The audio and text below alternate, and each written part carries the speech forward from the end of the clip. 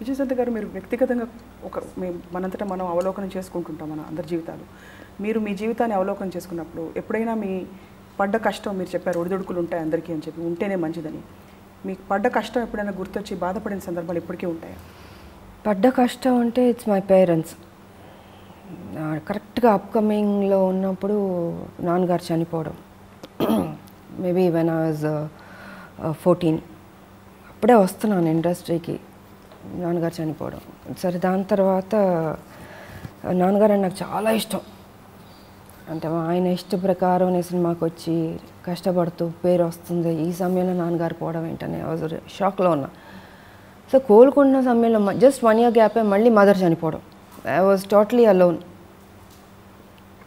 అన్నయ్య ఉన్నారు, బట్ ఏదైనా కూడా ఒక ఆడపిల్ల అనేటప్పటికి తల్లిదండ్రులు ఉంటే అది వేరు కదా. అది ఇంత భయంకరమైన ప్రపంచంలో ఏమీ తెలియని ఒక ఇన్నోసెంట్ అమ్మాయి వస్తున్నప్పుడు సంబడి షుడ్, ఎవరో ఒకళ్ళు ఉండాలి కదా మిమ్మల్ని ప్రొటెక్ట్ చేయడానికి.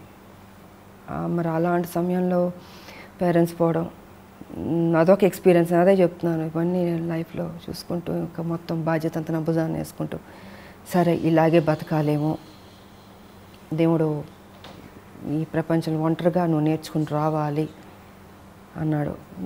దాని గురించి మనం ఎలా వెళ్తున్నామేమో అనుకున్నాను నేను. సో అలాగే ఈరోజు అమ్మ నాన్నగారు ఉండుంటే మీరున్న పొజిషన్ చూస్తే how would they have felt? నిజంగా హ్యాపీ ఫీల్ అయ్యారు, నిజంగా హ్యాపీ ఫీల్ అయ్యారు. అదొక్కటే నాకు లోటు.